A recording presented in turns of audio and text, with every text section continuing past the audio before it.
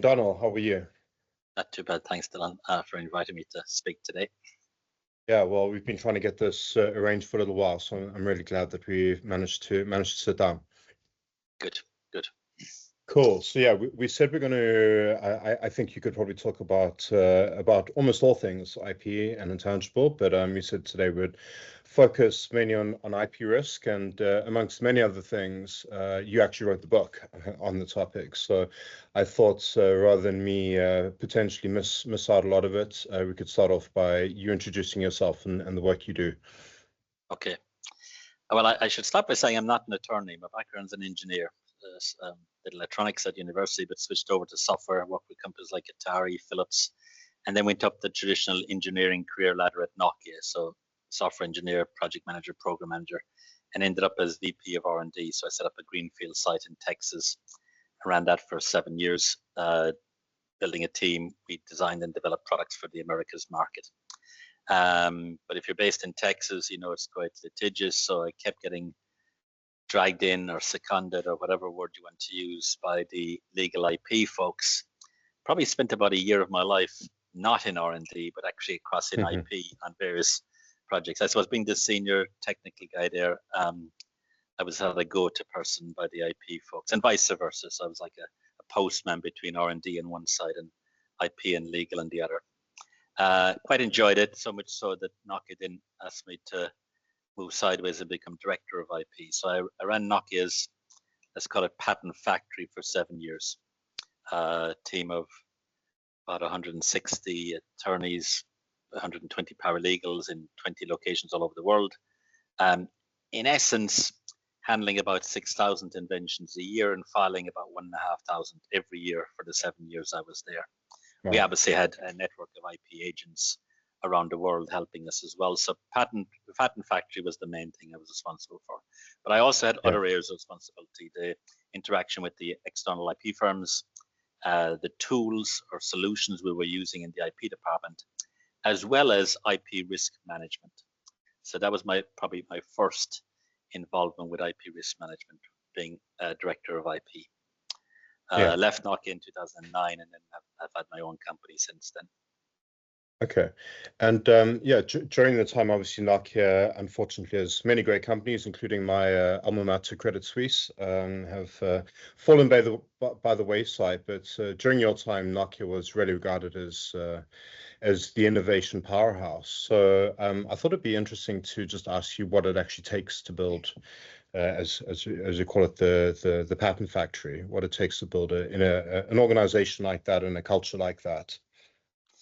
Well, first of all, you need to understand it took time. I mean, if you look back at the wireless industry, I mean, a lot of the companies emerged in the 1980s when the industry was still regulated. You had strong presence in your home country. So you ended up with companies that were doing well. So Nokia doing well in Finland, Ericsson doing well in Sweden, Motorola doing well in America. So you had, in a sense, a protected environment. And of course, the technology was new and the product was new, so the scale at which you were building stuff and the volumes weren't so big compared to what it is today. And then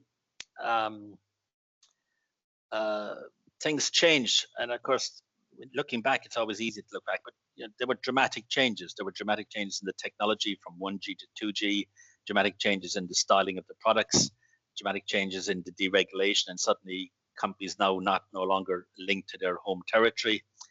Competition increased. Initially, most of the competitors looked like each other, so it was relatively stable in that regard. And then, of course, there were incidents. Like I remember, when Nokia first of all went into the Americas, we got beaten up by Motorola quite badly. Well, quite badly at the time. Looking back now, we probably just got our wrist slapped. But it taught us a valuable lesson. Hang on, IP, we need to manage this because we can't just bring a product into a new market and suddenly think that there's not going to be somebody there who tries to use IP to curtail us or stop us or whatever. Nokia went from being a sort of just one of the group in the mid-80s, so by mid-90s we were number one. Now, it meant that we had to have good engineers, to have good managers to lead those engineers. We need to have a good strategy. We need to have lots of elements in place, good technology roadmaps, good competitor roadmaps, good involvement with the standards bodies, because obviously standards were determining how the technology would, in certain areas, particularly the cellular and other wireless technologies, would evolve. We needed to, yes, keep an eye on the competitors, but also be brave to make our own decisions. So Nokia was probably one of the first that took industrial design quite. The phones were very much bricks in the 1980s, early 90s, and suddenly styling or industrial design emerged. And Nokia was probably one of the first that started having products that look sexy. The user interface became a critical element, particularly as the phones moved from just being able to press and send and make calls. You had to have now the ability to go through a menu, ringtones, yada, yada, yada. So the ability to for the user to use the product effortlessly became important. So UI in all its various aspects became important.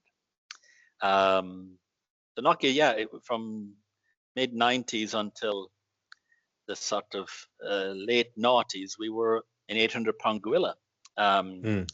So the way we were, the people we had, the way we were managed, the way we were organized, the way we ran projects, our product development process. So it wasn't one thing; it was a combination of, we had lots of things in place that allowed us to run innovation relatively successfully.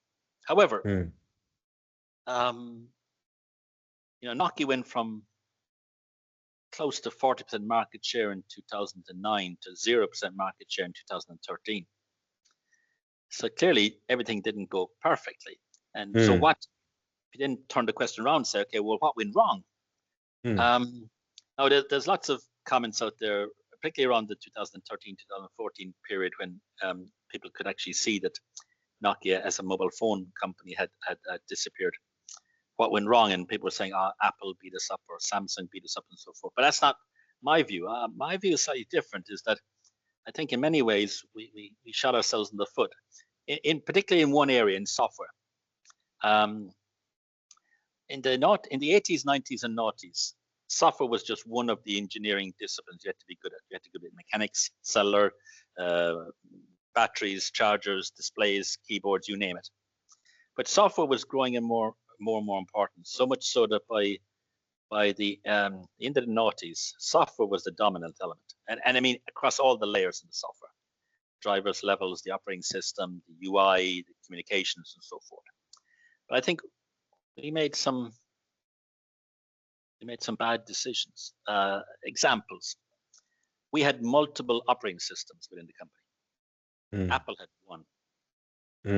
Oh, you might say, well, what's the difference between having multiple operating systems and one operating system? Well, one operating system means you can focus your resource on that. You can focus your test software engineers. You can tell the developers, just build an app to work on that operating system. We had multiple, which meant multiple software teams, multiple test engineers, multiple software documentation. Well, if you're an app developer. Secondly, the app developers. I think Apple saw them as part of the ecosystem much quicker than we did. We almost saw them as their competitor, like thinking these guys were like four guys in the garage in Moscow.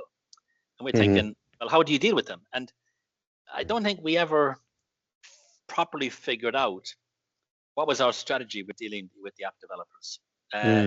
We may have thought we were doing a great job, but I know some of them, and they said, Nokia, you're a pain in the neck to deal with. We had to talk to this group about this product and this group about this product. We didn't have a consistent message.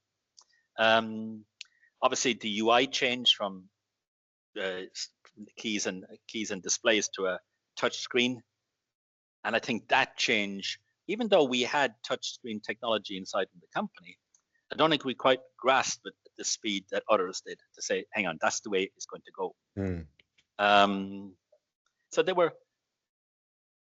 was, I think another reason perhaps is that the management team were mainly non-software guys. The management team of the company at the time were made up of guys who probably had a background in mechanics or radio or had come through the 80s and 90s. And we probably didn't see the product as quickly as others, as it's just a computer. Yeah, it's very interesting. And I was going to ask about smaller companies, eating the lunch of the incumbents. But before we get there, Nokia was, as you said, an 800-pound gorilla, and that is actually very different to setting up an innovation ecosystem. An 800-pound gorilla talks about organization and management and strategies and roadmaps. And in your current work, I guess you work with companies really of all sizes. So that's what good looks like for a big innovation factory. How does it look, or how would you think about the best practice for smaller companies? Call it 50 people scaling up growth company, setting up an innovation ecosystem and machine. Well, obviously, you won't have the same depth and quality perhaps to your foundations when you're a smaller company. You're lean and mean, so you've got to understand that it's a very different way of working. You got to have, I mean, at the management team, you've got to have strong focus, because if you start meandering when you're a small company, man, you're dead. So you've got to have a clear vision in your mind. That's what we're going to do. And in a sense, you've got to align everything in your company to make sure that vision is supported. I mean, I suppose close to home. I mean, I run a small software company, and we have clear understanding of what we're going to do, but what we're not going to do. So we know our vision is we're going to focus on that type of activity. We have this type of product. We're not going to try to do something that's going to kill us. So we know that we've got certain skills and competence in the company, but we also know that we don't have certain skills. So if a new product, or we get a request from a client about a certain thing, we've got to be very clear and say to them, we can't do that. We can't do that. We're the wrong person. So saying no can actually be quite good. Sometimes it's, you think, oh, there's an opportunity here, whatever, and you go yes. But if you say yes to everything, you'll kill yourself. You've got to have a clear vision. This is what we're going to do, but this is what we're not going to do. You've also got to be comfortable collaborating with others. So, for example, when you're an 800-pound gorilla, you might have the luxury of having your own probably product test group. Smaller company, you might have no product test group. You might say, you know what, we're going to outsource our testing. So we got to find a company that we're capable of working with, who understands our technology, that's capable of conducting tests and giving us feedback. So you've got to understand you're going to collaborate, which has its positives and negatives. It means that you don't have to do it yourself. So like, if we take the example of product test, do you want to be the best product test company in the world, or do you just want to have the results back that shows your product is good? Well, you just want to have the results back to show your product is good. If somebody else tests it and are better at testing than you, why not collaborate with them? You've obviously got to also be a little bit cautious, because obviously when you're a small company, you start collaborating. Some of the companies you're going to collaborate are bigger than you, and they can mess you about at times. Always not deliberately. Sometimes they can, just because they work at a slower pace. They want to have multiple suppliers or whatever, and you're suddenly thinking, hang on a second, I can't get this big 800-pound gorilla I'm collaborating with to pay attention to me or whatever. It's easier said than done to just collaborate, but you've got to collaborate. I think that would be mine. Make sure that you've got a clear focus as to what you're going to do, but what you're not going to do. Realize very quickly that you are lean and mean, and that's going to be the way you operate. You're going to collaborate. There's no small companies in Ireland. You are in some way, shape, or connected to others, and you've got to use that to your advantage. You've got to use speed, because there's various ways you can distinguish yourself. Yes, you can have you can be distinguished in the sense of your product is unique. But if your product is successful, the other guys will copy you very quickly. So you've got to use speed to your advantage. Yes, in the beginning, you may have differentiation. You've got to use IP cleverly. How do you use IP? And then, of course, other things like distribution costs and so forth, and fees and so forth. But speed is important when you're a small company, because if you have something quite unique, you got to get it out there and become established before others come along and start stealing your lunch. So there's the old adage that in Silicon Valley, when you're working on something, you need to assume that there's 99 other people working exactly the same thing, and the one who will win is who executes best and fastest. But operate your day under that kind of assumption.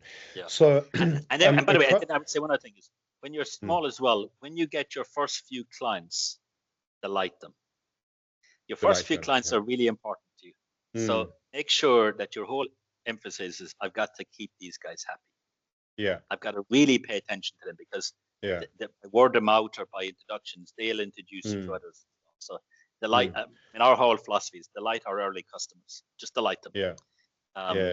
And if you do that, it gives you you've got a foot in the door then. Whereas if you don't delight your first customers, it's very difficult. Well, and also importantly, you learn from the customers, right? So if you're very close to them, that's a source of innovation in and of itself, because you're able to, Oh yes, I mean, so, we've got products, for example, that we've added features to, and most of the features ideas came from our customers. The initial idea came from us, but all the subsequent enhancements came from our customers. Because you're solving problems.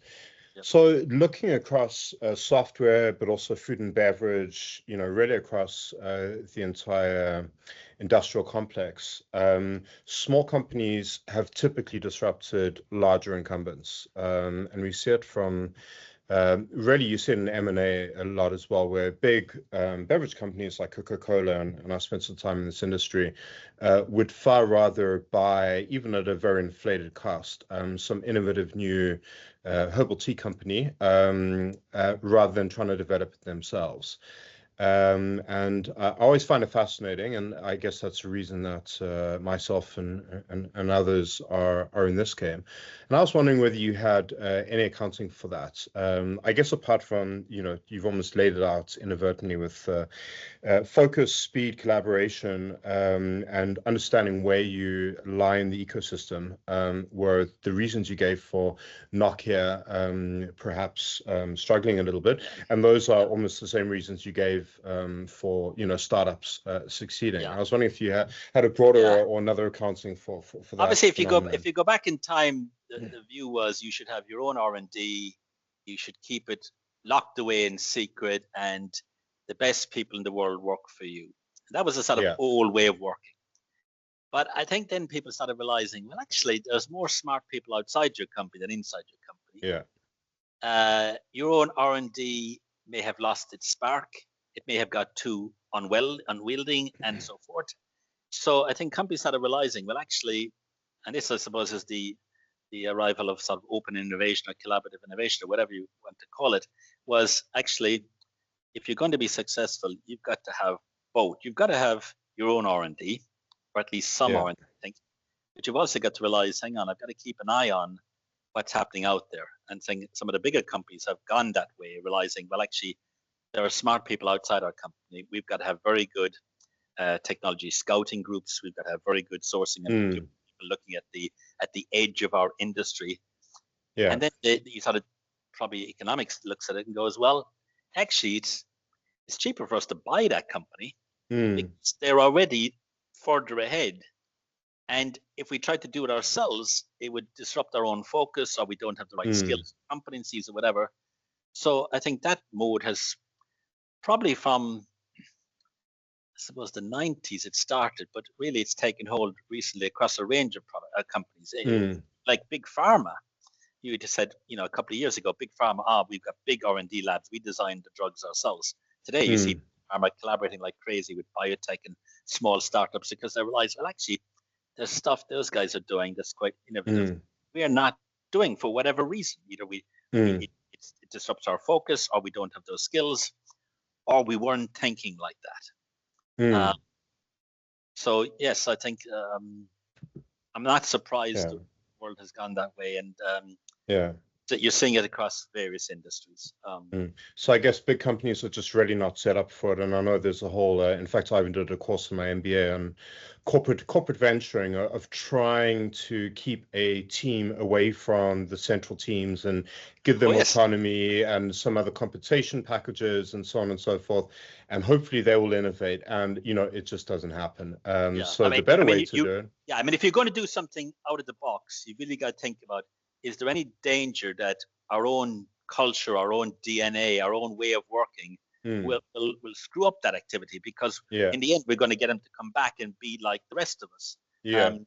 So you have some success. I mean, even at Nokia, we had a venture like that with Virtu, which were the guys who developed these really expensive phones made of gold and so forth. But that division was completely isolated from the rest of the company, because Nokia said, but our skills are in consumer electronics. They're Mm. not in dealing with multimillionaires with buying yachts. We need a totally different mindset. So they set up a separate unit and it deliberately disconnected them from the rest of the company. Yeah. Because otherwise, they said, well, after a while, what will happen is these guys will be forced back to think like the rest of us. And the rest of us are thinking about things like costs, mass production, selling hundreds of thousands of the products, not selling one or two in a very exclusive environment. So you need to think. Yeah, I think it's very, very difficult to execute, and Nokia might have got that one right. Obviously, history will tell us not on a sustainable basis. But this beverage company that I worked with, the founder was extremely innovative guy, and he had actually been advising these companies as let's say in the creative industries, and he used to be part of the innovation meetings at the beginning of the year, and everybody could see this particular category of beverages needed to exist. So across Nestle and Coke and Gatorade and Red Bull and all of them, and everybody would know that beginning of the year with the best intentions, planning innovation, and then as the year would go on and budgets were becoming due and it was getting close to bonus time, the people at Coke said, forget about that, let's just make more Coke type of thing. And he actually left that industry and went and founded the company himself because he was too frustrated seeing this ball being dropped kind of every time. So collaboration is one of the things you gave, and I know that's where you focus a lot, because if you're a smaller company, you don't have everything, and even if you try to have everything, you're probably making a mistake, because you should know what you're good at, what you're not good at, what other people are good at. But you said so that comes with very clear advantages, because you get to benefit from the strengths of others and contribute your strengths, but clearly with a lot of risks. And if you're doing this to further your strategy, then it's material, right? So can we talk about that for a little while? And maybe the best place to start is what those risks look like. Well,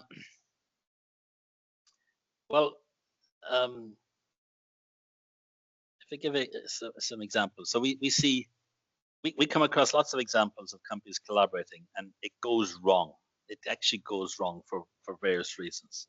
I think one of the biggest reasons is that both parties haven't sat down at the beginning and have a frank conversation about what is it that we're both in together here, and what are we trying to achieve, and what are you trying to achieve. So you need to put in a sense, you need to open up yourself a little bit to the collaboration partner.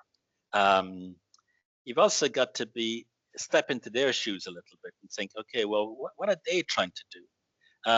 Let me give you a concrete example. So we had a client, this is a while back.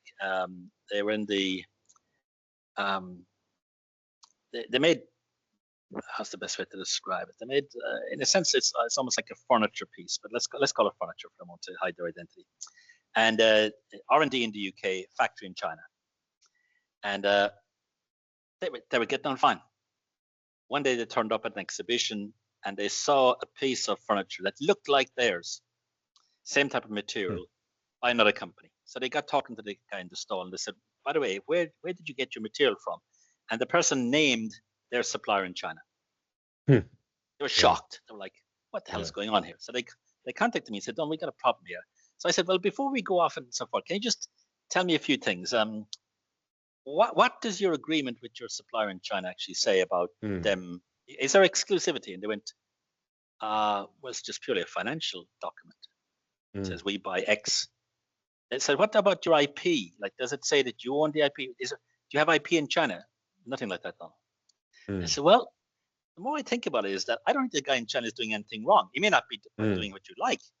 So there was a clear example of them never having a broad conversation with the suppliers in China and saying, well, here's what we want. Here's what are the areas where we're comfortable having some flexibility. Here's the areas we don't care about. They just never sat down and had that conversation and say, by the way, our design is exclusive to us. Yeah. And I said, did you ever have that conversation with the supplier? And I said, no. I said, well, so sometimes it's a communication issue between the parties to say, here's what we're about. Here's why we'd like to collaborate with you. Now you tell us what your issues and concerns and so forth, and resolve it, and then put a damn good agreement in place that captures the rights and responsibilities of both parties, as you've discussed. So I think one of the problems we see is just poor communication. Yeah. Another issue is, of course, over time, let's say you start up having a collaboration with a company, it's very easy, particularly if the collaborating party is big, for their memories to fade. That, you all agreed this in 2005. Now it's 2015. And every so often you should almost have a sanity check to say, are we still on the straight and narrow here? Or because when I started this conversation, I was dealing with a guy called Joe. Now he left. I'm now dealing with Mike and so forth. So particularly with the bigger companies, they sometimes forget what was agreed with the smaller company. And of course, you then see strange behavior like for example, if you take a look at some trade secret cases recently in litigation, often they're between former friends. And you think, okay, well, what went wrong there? And it's because one of the companies sort of forgot what was the essence of the relationship, what was theirs, what was ours, and so forth. And then they went off and started doing things that they shouldn't.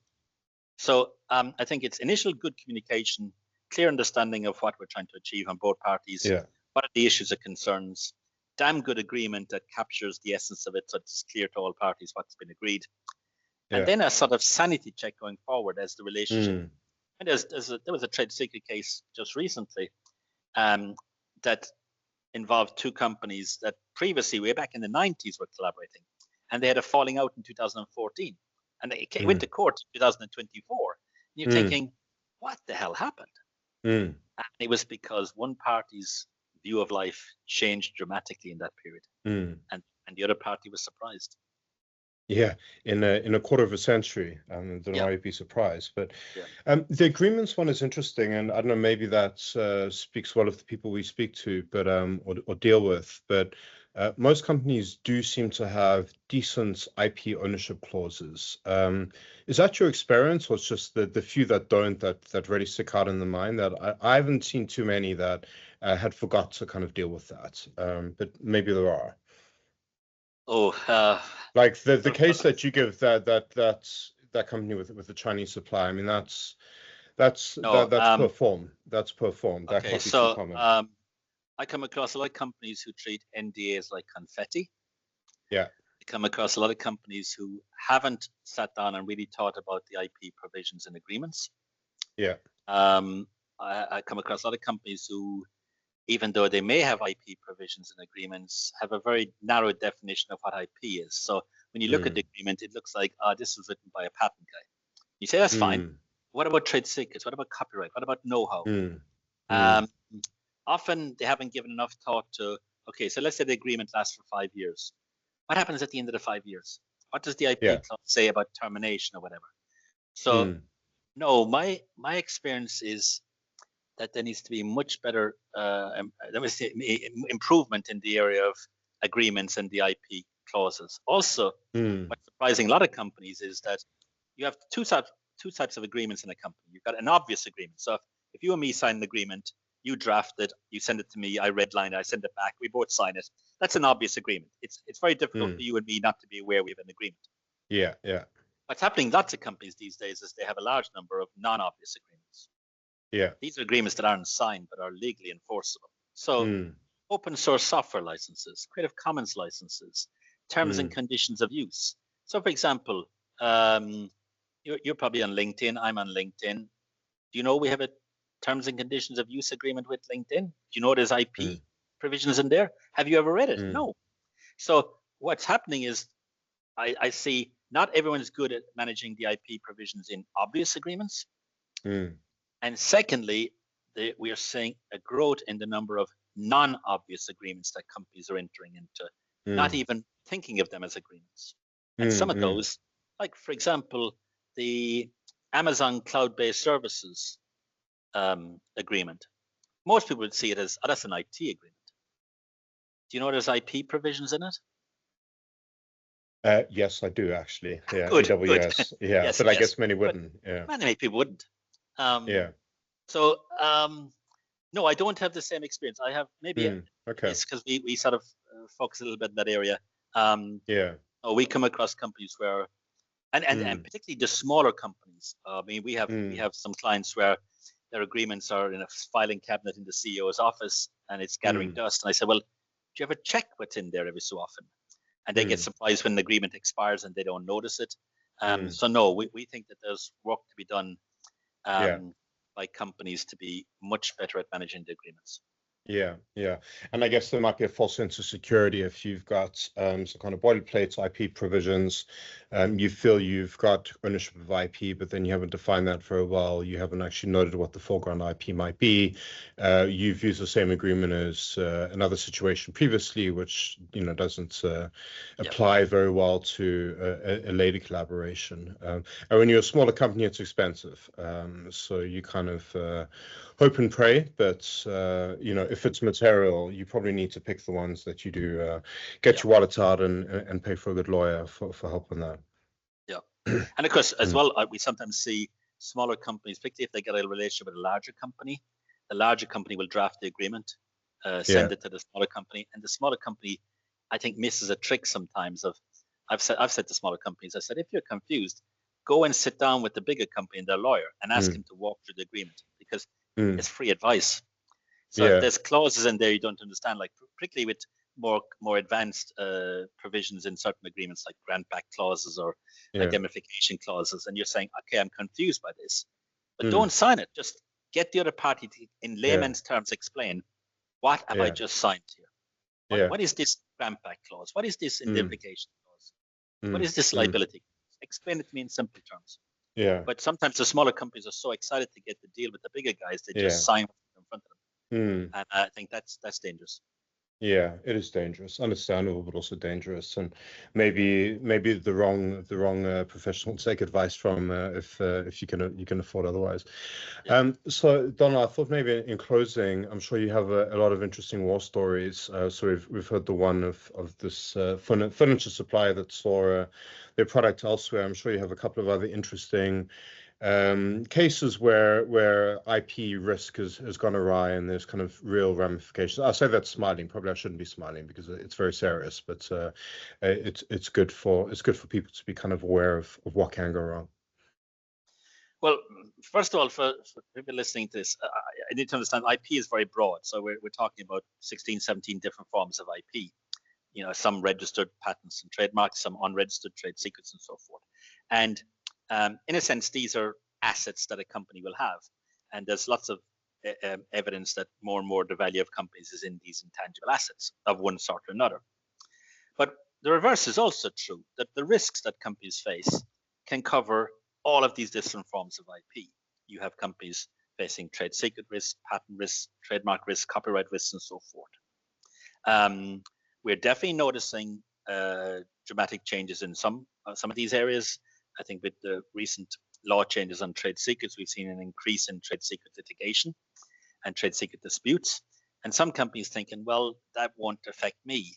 What's interesting when you look at the risks associated with trade secrets is how many of the cases involve your own employees, your own directors and officers, your own suppliers, your own customers. So the risks with trade secrets are often closer to home. There's a research in the US that says 40% of employees will steal something on their last day of employment. Now, some will steal pens and papers, but more and more of them will steal things like your client list, your process descriptions, your software code. 40%, really? Wow. Steal something on last day of employment. Now, some of them will steal post-it notes, admittedly. But so there's risks from your own activities, your own people.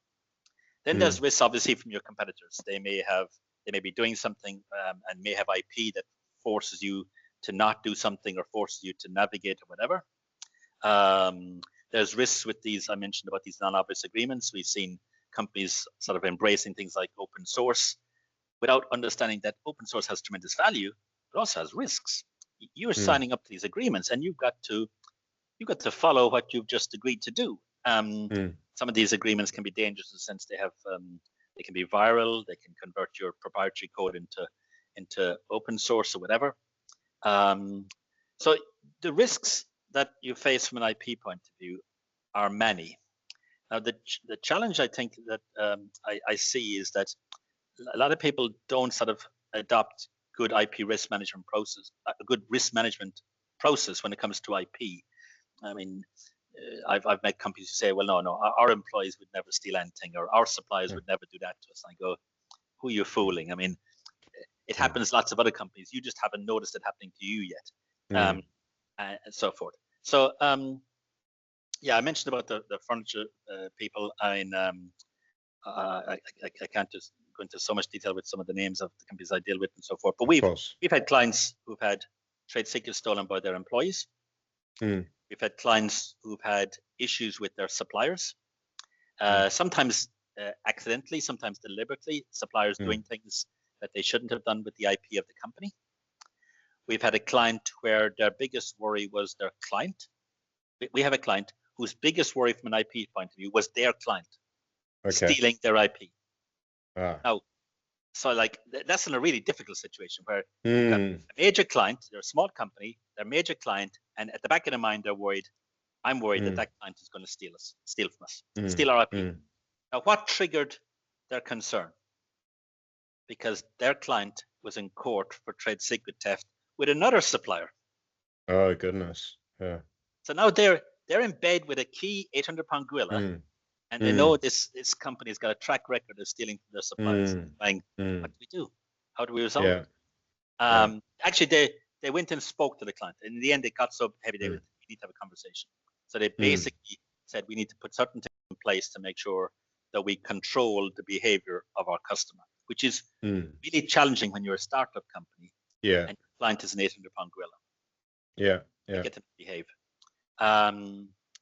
We've got a client where their IP manager's biggest concern is the fact the CEO likes to publish stuff on LinkedIn. Okay. And what's he publishing? Secret sauce of the company. My goodness. Well, I think it's there's an easy solution in that case, I think. It's funny that 40% basically to keep quiet. You're telling too much about what we're doing on a public. Yeah, I was thinking more the board needs to make a decision as to whether that person has a good judgment, because LinkedIn might be the least of the problems if that's where you're carrying on. That reminded me of working on trading floors in the city, and when somebody was fired, there was a security person at the desk when they got fired. And they got marched straight out, to make sure that it wasn't the Post-its, I think, that they were worried about. But, there's all kinds of things that can go wrong. I experienced that in Texas, all right. People left, they were walked out that day. But not that day, like literally the moments they were kind of marched out. Donal, well, that was a really enjoyable conversation. Thank you very much for that. Certainly given me a lot to think about. Even if you live and breathe this stuff, there is a lot to think about. So hopefully we can talk again. And anyway, I look forward to working with you again. Thanks, Dylan. Thank you very much, and hopefully these comments have some value. Thank you. Absolutely. Thank you very much. Bye for now. Bye.